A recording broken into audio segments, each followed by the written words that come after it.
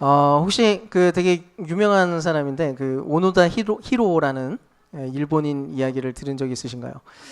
이 사람이 그 태평양 전쟁에 참여했던 소위 말단 장교였는데 이미 폐색이 완전히 짙은 그런 상황에서 이제 필리핀으로 이렇게 부대가 이게 그 파병되게 됩니다. 그래서 216명 정도가 파병이 됐는데 그 부대 자체가 별로 훈련된 부대가 아니었어요. 그래서 오합지졸들이 모여 있는 부대였는데 이제 폐색이 짙은 상태에서 그냥 밀어 넣은 거죠. 그래서 들어갔다가 순식간에 거의 뿔뿔이 흩어지게 되면서 40명 정도만 남게 되고 생존자들은 이제 그 뿔뿔이 흩어져 가지고 그 숲 안으로 정글 안으로 이렇게 숨어들게 됩니다. 그리고 이제 그렇게 된 상황에서 드디어 전쟁이 끝나버린 거예요. 일본의 무조건 항복이 선언됩니다. 당연히 이제 오노다 히로는 이제 숲에 숨어 있었기 때문에 이게 어떤 상황인지에 대해서 전혀 듣지를 못했습니다. 그래서 전단지를 막 뿌렸어요. 그 이제 전쟁이 끝났다. 그래서 숲에다가 막 전단지를 뿌리는데 다 봤죠. 근데 믿지를 않았습니다.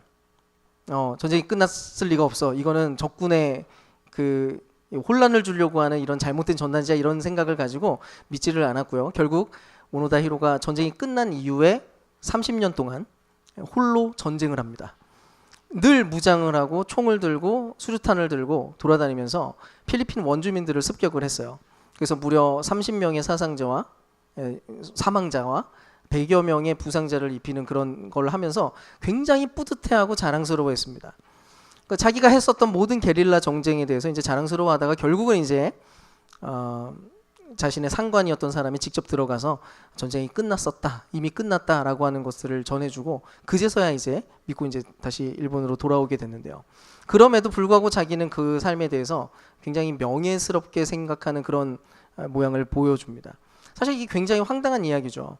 스스로는 명예로운 인생이라고 생각했을지 몰라도 사실은 시대착오적이고 또 그가 했었던 수많은 게릴라전은 아무 의미 없는 무의미한 살상에 불과했던 그런 내용이었습니다. 이미 평화의 시대가 됐는데 홀로 전쟁의 시대를 살아가는 그런 모양이었으니까요.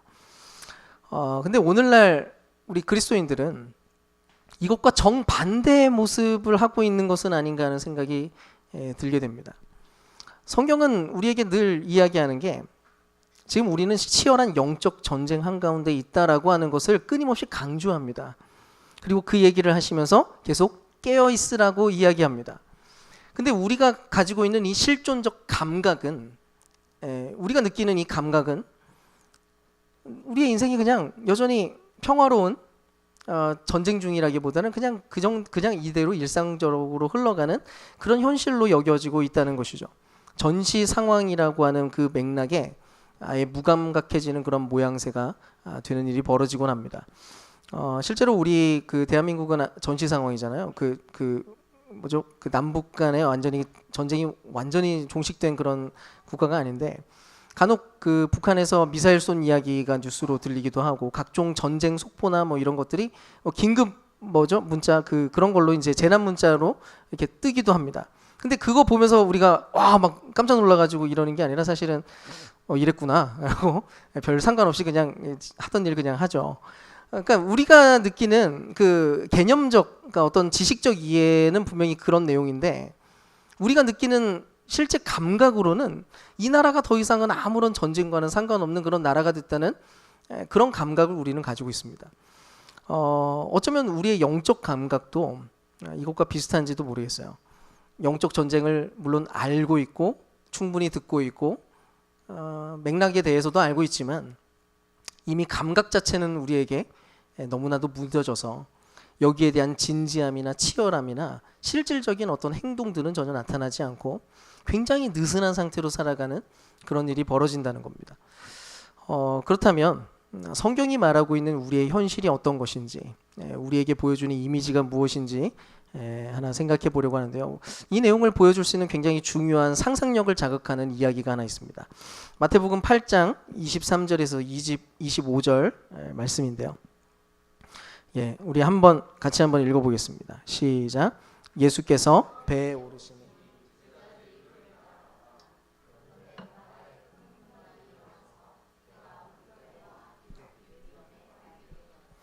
그런데 예수님께서는 주무시고 계셨다. 제자들이 다가가서 예수를 깨우고서 말하였다.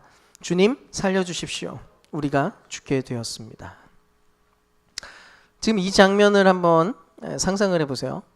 제자들은 지금 예수님과 함께 배를 타고 있었습니다.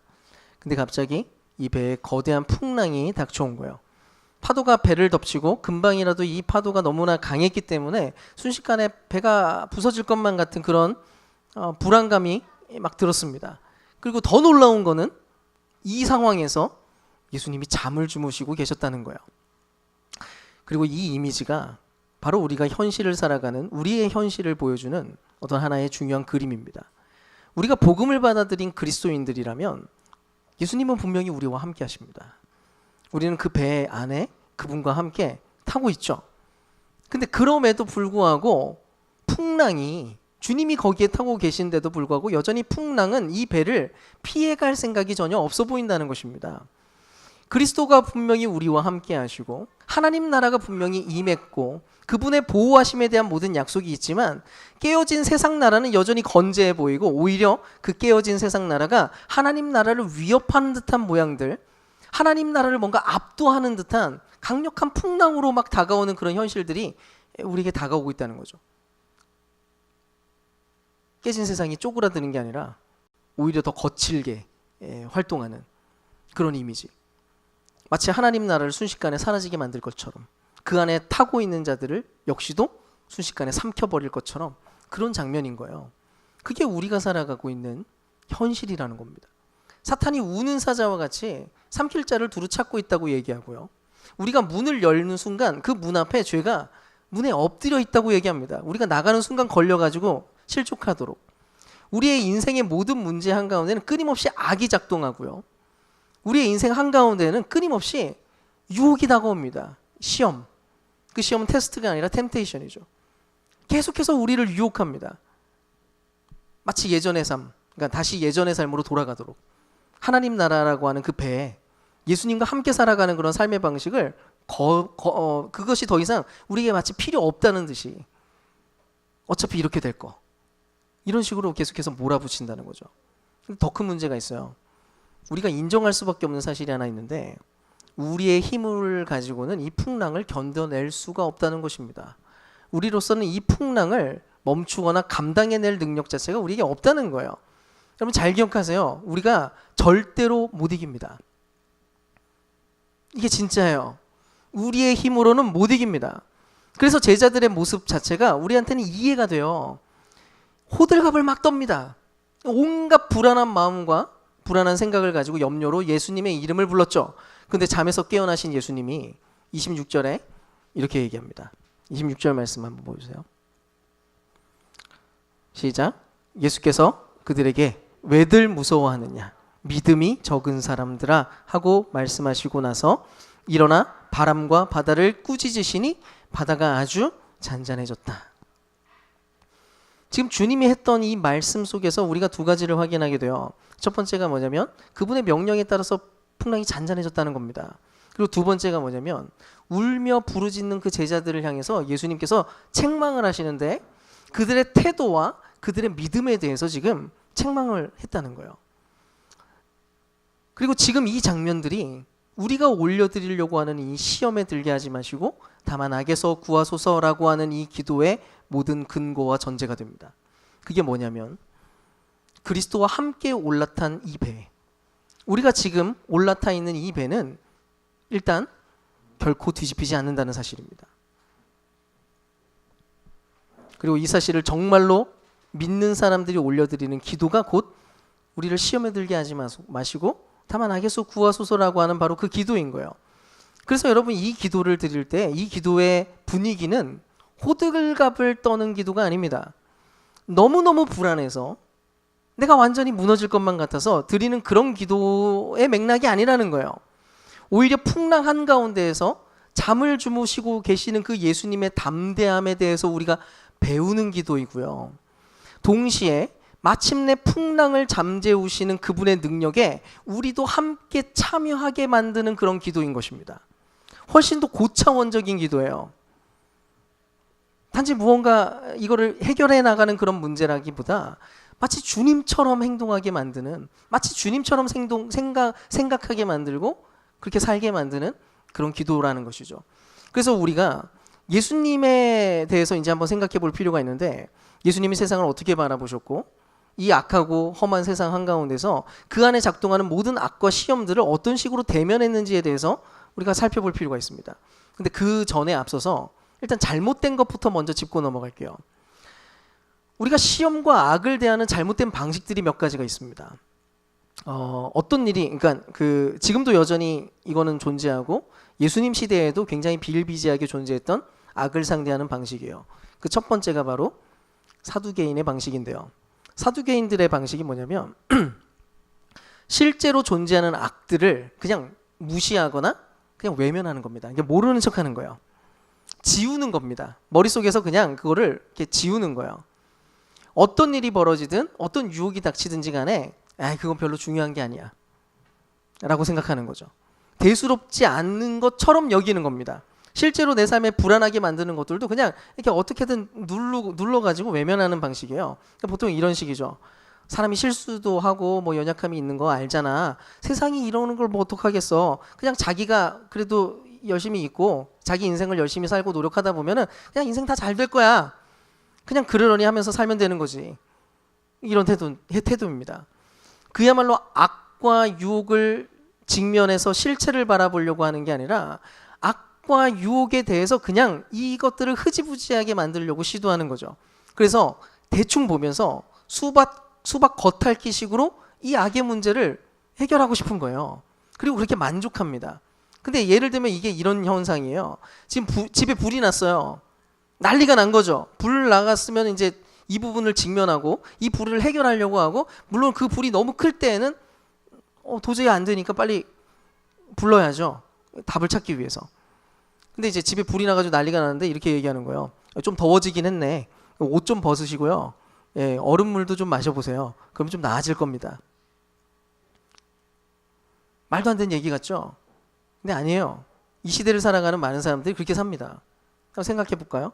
모든 인간들은 반드시 죽음 앞에 서야 됩니다. 이건 인간에게 있어서는 근데 엄청난 문제예요. 우리는 반드시 죽는다는 게. 죽음은 모든 것을 사라지게 만들고요. 죽음 자체가 모든 인생에 지금까지 걸어왔던 것들을 무의미하게 만들 수 있을 정도의 힘을 가지고 있습니다. 묵상하면 묵상할수록 이 죽음이라고 하는 문제는 굉장히 파괴적인 악이라고요.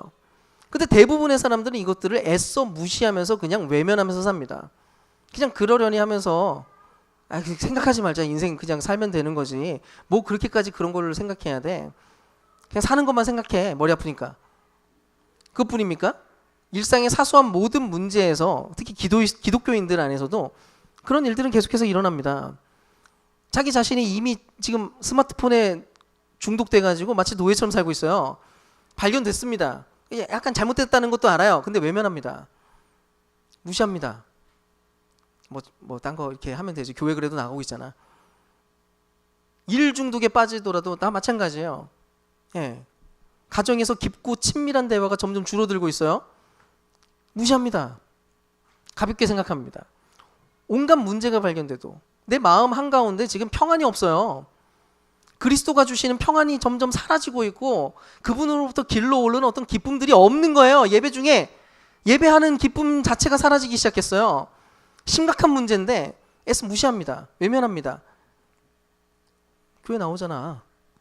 그래서 살고 있잖아. 참다 보면 해결되겠지. 첫 번째 방식이에요. 사두개인의 방식. 두 번째 방식이 있습니다. 이건 SNF파의 방식인데요. 이건 아예 우리나라 일제강점기 때 친일파들이 했던 딱 그 방식입니다. 그들이 왜 일본에 붙었습니까? 어차피 해방 못 될 것 같으니까.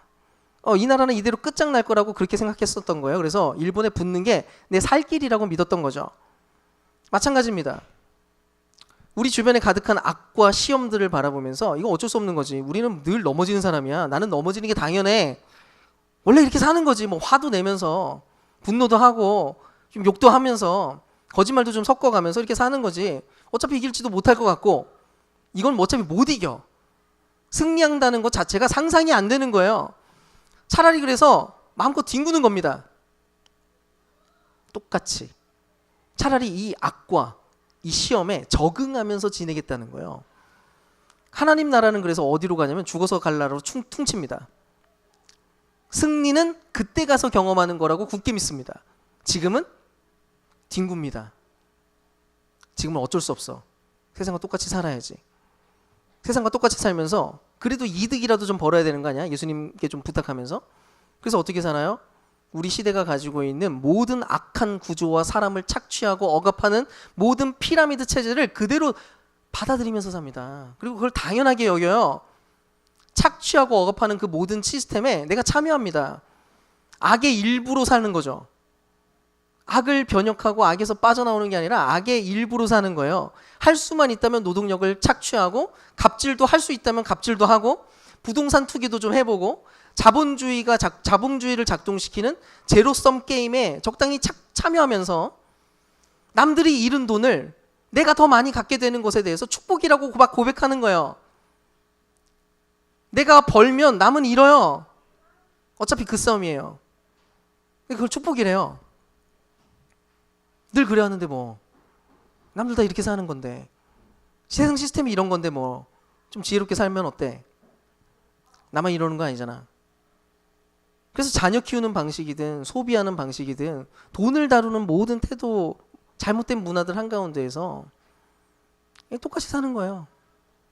한마디로 세속화된 그리스도인, 불신자와 다를 바 없는 교회만 다니는 허울뿐인 성도의 모습이 이와 같을 겁니다. 마지막 방식이 있어요. 이거는 바리새파 방식인데 사실 교회 안에 제일 많은 케이스라는 생각을 합니다. 이런 식이에요. 악과 나는 철저하게 분리되어 있다고 보는 겁니다. 네. 그래서 바리새인의 시그니처 발언이 뭐예요? 아이고 그래도 저는 저 사람들과는 좀 달라서 감사합니다. 저는 저런 인간들하고 달라가지고 얼마나 다행인지 모릅니다. 저런 나쁜 놈들 저거 없어져야 되는데. 요거예요. 악을 내 안에 있는 악과 내 안에서 작동하는 유혹과 시험들은 철저하게 나에게서 분리시켜 버립니다. 그리고 자기 자신은 언제나 정의롭다고 여기는 거예요. 악은 내가 아니라 언제나 부도덕한 타자들에게서만 작동하고 있다고 굳게 믿는 겁니다. 그래서 실제로 이런 사람들은 어느 정도 도덕적인 모습일 가능성이 높아요. 근데 그렇게 도덕적이려고 시도하는 이유가 뭐예요? 그냥 남들과 자기가 다르다고 분리하고 싶은 그 욕망, 그리고 그것 때문에 마음껏 누군가를 정죄하고 비난할 수 있는 근거를 만들기 위한 것뿐입니다. 그래서 예수님이 이들에게는 매우 심각한 경고를 했어요. 그리고 기독교 신앙을 가지고 있는 우리들에게 가장 주의해야 될 것이 바로 이 부분일지 모릅니다. 왜냐하면 우리는 그런 구도에 익숙하거든요. 이분법적 구도. 우리는 하나님의 백성이고 저들은 악한 사람. 악과 시험을 이긴다는 것을 악과 연루된 어떤 집단과 사람들과 싸우는 걸로 착각하게 되는 거죠. 그래서 아예 세상과 분리하는 결벽을 부리기도 하고, 기독교가 늘 택했던 잘못된 방식이에요. 빛과 소금이 돼야 될 소금들을 소금통에 모아놓고 한쪽에다 박아놓는 겁니다. 결벽증에 걸리는 거죠. 그리고 세상 사람들과 완전히 철저하게 분리돼서 그냥 비난하고 정죄하는 거예요.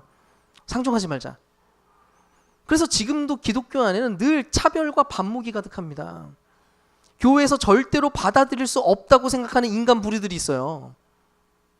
마음에 정해놨어요 이미. 쟤네들은 교회 오면 안 돼. 저 사람들은 예수 믿으면 안 되는 거야.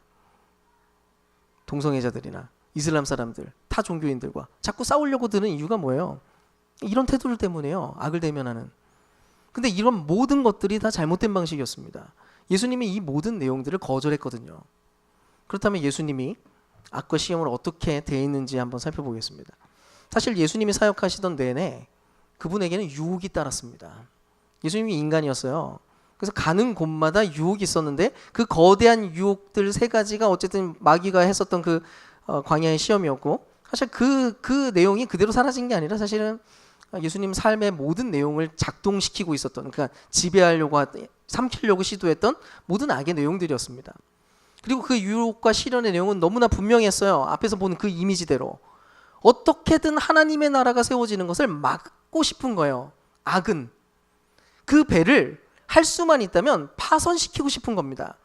그래서 수많은 사람들이 가는 곳마다 예수님께 유혹을 했어요. 예수님이 하려고 하는 하나님 나라의 왕의 방식이 아니라 정치적 왕의 모습으로 살아가도록 부추겼습니다. 유혹이 일어났죠. 예수님 왕 세우겠다고 막 난리가 났었어요.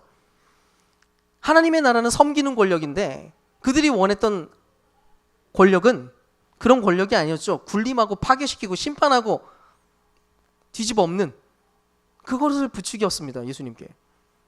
그리고 주님께서 선명하게 하나님의 나라를 말하면 말할수록 온갖 주류 세력들에 끊임없이 부딪혔습니다. 예수님은 미움을 당했습니다. 자신을 외면하고 떠나가는 수많은 사람들을 목격해야만 했습니다. 그분은 자기 백성들에게 찾아오셨고 자기 백성들에게 자신의 생명을 내주려고 오셨는데 정작 백성들은 믿어주지 않고 들어주지 않고 외면하는 일들을 경험합니다. 상상해 보세요. 그 거절감과 그 적대감에 가는 곳마다 누군가가 나에 대해서 끊임없이 비난하는 사람이 있다고 쳐보세요. 그래도 나를 따라줄 거라고 생각했던 사람들이 계속해서 거절감을 가지고 떠나가는 것을 바라본다고 생각해 보세요. 사실은 예수님의 마음 한가운데 분노와 상처로 얼룩질 가능성은 굉장히 높았습니다. 근데 진짜 강력한 악과 유혹은 따로 있었죠. 주님은 자기에게 닥쳐올 가장 강력한 악이 무엇인지 알고 계셨습니다. 온 인류의 죄를, 온 인류가 짊어지고 있는 모든 악을 그분이 담당해야만 했거든요. 자기의 백성들의 모든 경멸들을 주님은 받아내야만 했습니다. 게다가 그 악은 너무 강력했어요. 그래서 하나님의 임재와 하나님의 관계마저도 끊어낼 정도의 악이었습니다. 그게 바로 십자가였어요. 그래서 주님도 그 잔을 어떻게든 피하고 싶었던 거예요. 단순한 죽음이 아니었기 때문에. 이건 오직 예수님께만 다가왔던 강력한 시험이자 악이었습니다. 근데 주님이 하신 일이 뭔가요? 그 모든 유혹과 거대한 악 앞에서 그분은 어마어마한 고뇌로 기도로 그 이야기를 끌고 가셨고 결국은 아버지께 순종하심으로 십자가를 지는 자리에 그분이 서게 됩니다. 주님은 악을 무시하지 않았습니다. 이 악을 대수롭게 여기지 않았고요. 이 악에 뒹굴지도 않았고요. 이 악을 분리시키지도 않았습니다. 오히려 그 악을 온몸에 짊어지십니다. 그래서 이것이 너무나 고통스러웠기 때문에 땀이 피가 될 정도까지 예수님 하나님 앞에서 기도를 드립니다. 그리고 결국 그 모든 끝에 그럼에도 불구하고 악을 패망시키는 하나님, 그럼에도 불구하고 이 모든 것을 완전하게 세우실 하나님을 믿은 채로 악에 동조하지 않고 다만 그분의 뜻에 따라서 순종하는 한 걸음을 그냥 내딛었던 거예요. 오히려 악의 얼굴을 빤히 노려본 채로 하나님께 온전히 순종하는 방식으로 악을 대면하고 악을 상대했던 것입니다. 여러분, 예수님이 대체 어떻게 그럴 수 있었을까요? 정말로 예수님은 믿었거든요. 아무리 악이 모든 것을 삼키는 순간이 온다고 해도, 심지어 자기 자신이 하나님과 완전히 분리되는 그런 순간이 온다고 해도 결국 아버지께서 모든 것을 회복시키시고 악을 무너뜨린다는 것을 예수님 믿었습니다. 시험에 들게 하지 마시고 악에서 구하소서, 그 외치는 기도 한가운데서 풍랑을 잠잠하게 만드시는 그 하나님을 예수님이야말로 가장 강렬하게 신뢰하고 있었던 거죠. 그래서 그분은 그 풍랑 한가운데서 자고 계셨던 거예요. 여러분, 우리가 꼭 기억해야 되는 게 있습니다. 어쨌든 우리가 자주 오해하는 것처럼 우리가 드리는 이 기도가 응답된다는 것이 악과 시험을 피하거나 이 모든 것들이 우리에게서 완전히 없어진다는 것을 말하는 내용일 수 없다는 것입니다. 에베소서 6장 20절 말씀을 보면 사도 바울이 이렇게 얘기해요. 나는 사슬에 매여 있으나 이 복음을 전하는 사신입니다. 이런 형편에서도 내가 마땅히 해야 할 말을 담대하게 말할 수 있게 기도하여 주십시오. 지금 바울의 모습이 어때요? 감옥에 갇히고 묶여 있습니다. 이 세상 안에서 사도 바울은 원래 그의 가지고 있는 기본 세팅은 이 사람 금수저예요. 예, 바리새인 중에 바리새인, 가말리엘이라고 하는 최고 학문자들의 밑에서 제자였던 사람. 거기다 심지어 로마 시민권자, 태어날 때부터 어마어마한 힘을 가지고 있는 금수저였습니다. 근데 이 세상에서 누릴 수 있는 모든 것들에 대해서 다 빼앗긴 채로 그냥 그렇게 살고 있는 거예요.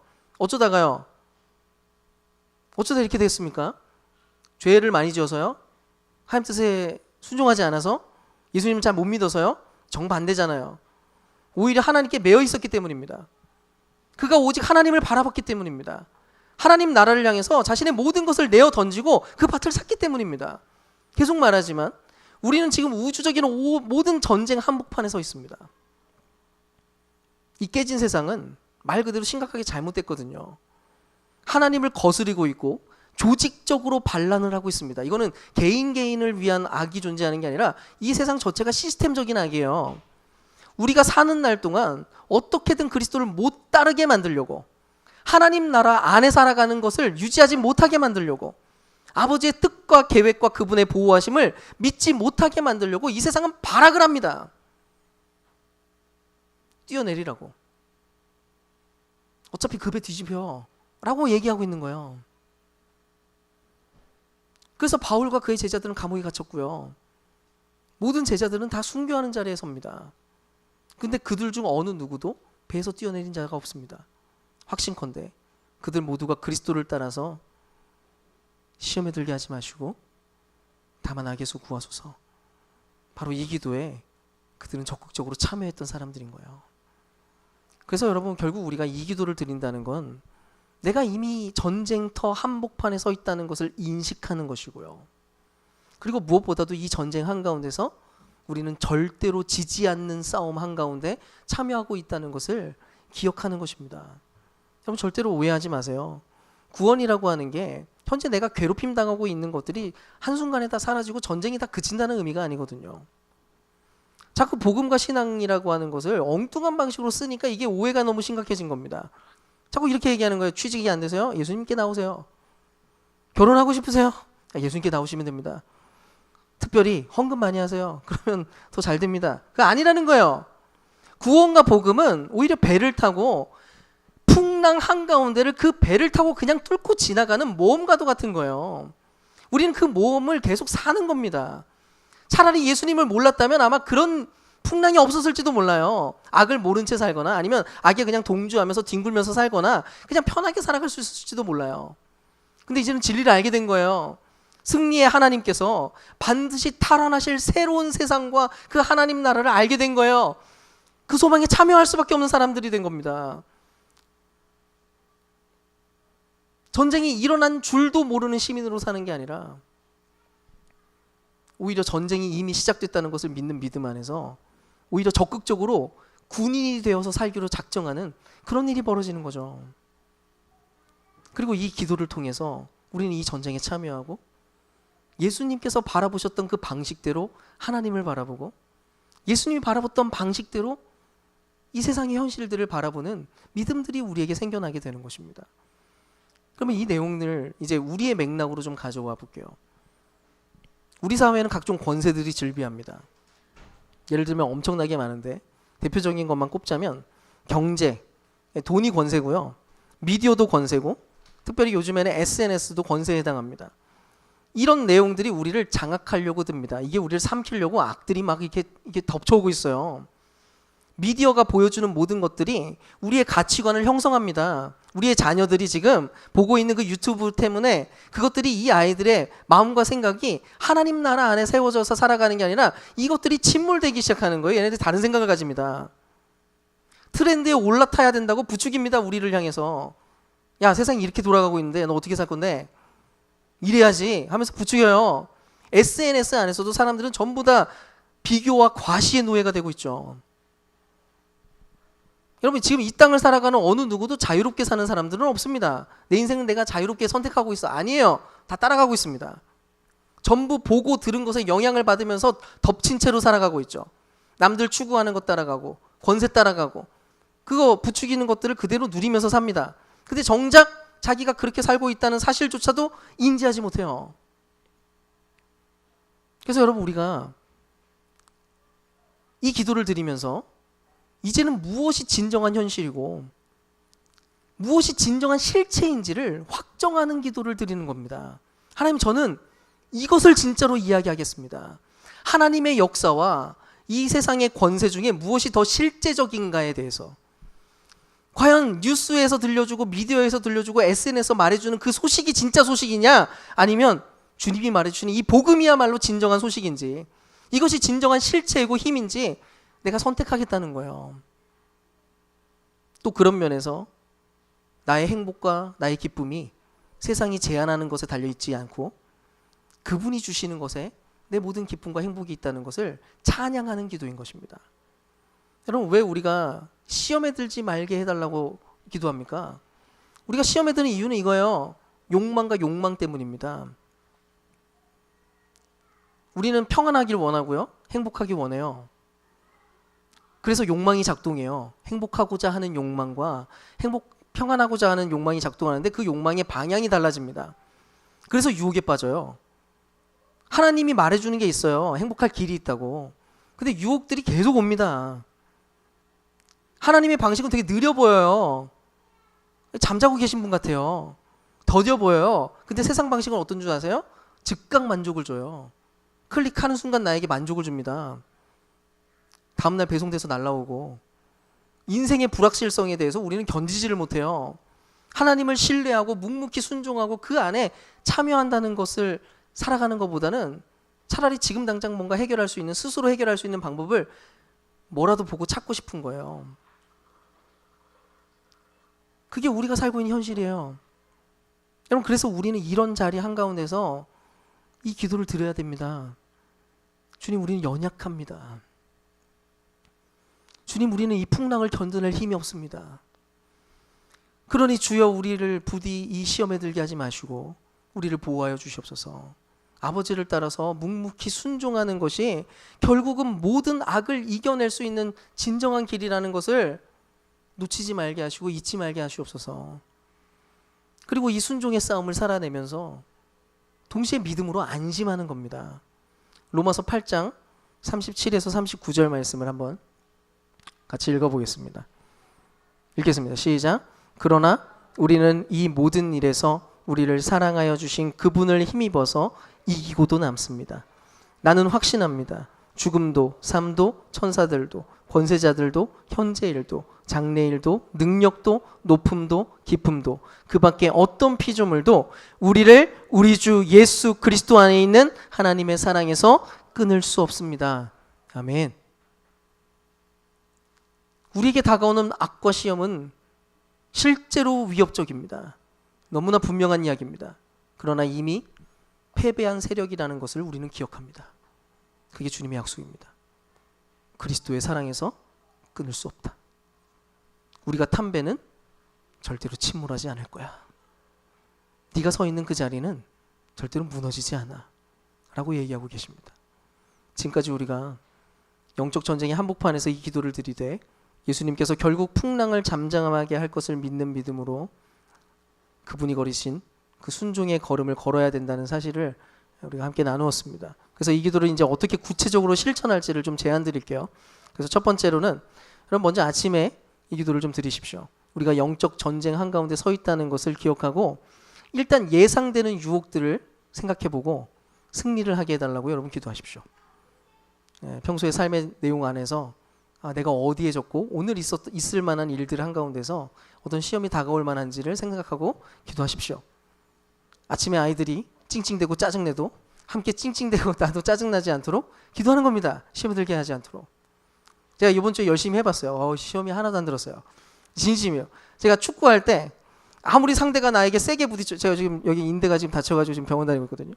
상대가 엄청 세게 부딪히더라도 욕이 마음속에서 올라와도 욕을 하지 않고 오히려 마음에 평안을 달라고 기도를 합니다.